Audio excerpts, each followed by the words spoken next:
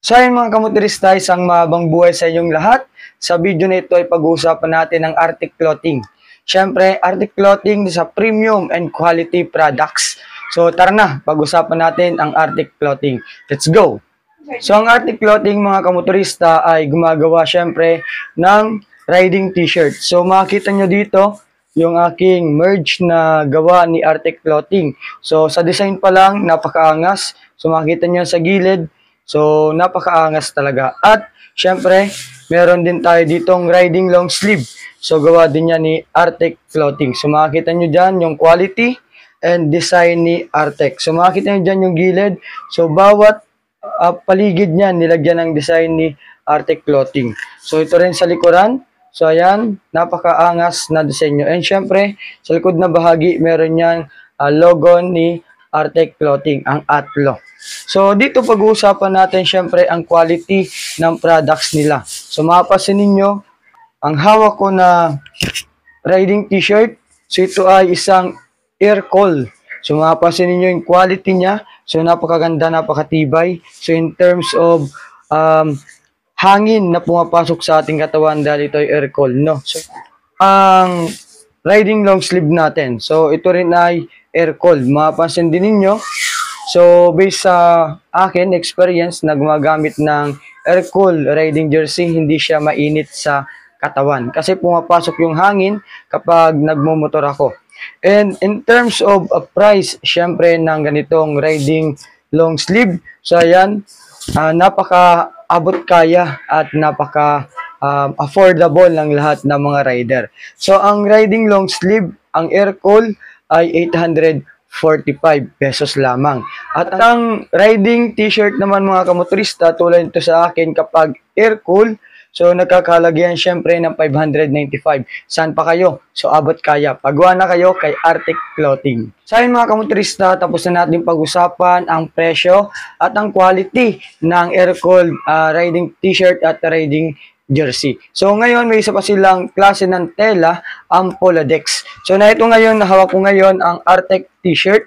So ayan, makikita niyo dito, ito po ay isang Poladex na tela. At mapapansin niyo dyan yung pagka-silky. So hindi siya mainit sa katawan kasi yung tela niya quality, malambot siya sa katawan based on my experience. Syempre, sa mga magtatanong nito kung magkano ang ganitong t-shirt, so ito kapag ang Poladex, syempre nagkakahalaga ito ng 495.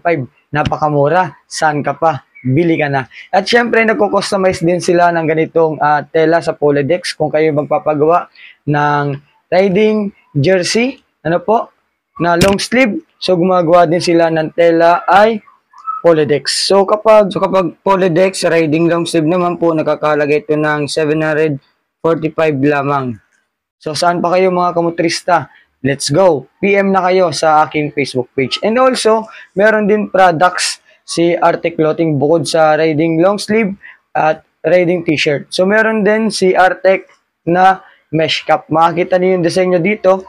Yung mesh cap po nyo. So, camouflage ang pagka-disenyo. So, napakaangas ang bawat detail. So, bawat bahagi nito, ayan, napakatibay. And yung pagkaka-type ng kanyang mesh, no po? At ng mga tela. So, PM na sa mga gusto mag-avail nito mga kamotorista. And also, gumagawa din sila ng basketball jersey, up and down, and pwede rin po upper lamang. Kapag upper ang pinagawa nyo po sa Arctic Clothing, syempre ito ay nagkakahalaga na 445 kapag ito ay regular cut. Kapag NBA cut, 495. So, ayun po ang presyo niyan kapag upper lamang. At syempre, kapag basketball jersey, up and down. Kapag regular cut po, nagkakahalaga ng 745. At kapag NBA cut ay 795. Diba? Napakamura. Saan pa kayo? Kay Arctic Clothing na kayo magpagawa. So, saan ba located si Arctic Clothing? So, may dalawa pong shop si Arctic Clothing. So, ang una po, matatagpuan ninyo yan, ang Arctic Clothing, sa tapat po ng Unitap Dasmariñas, Paliparan 1. So, makikita nyo yun doon, mismong tapat po ng Unitap.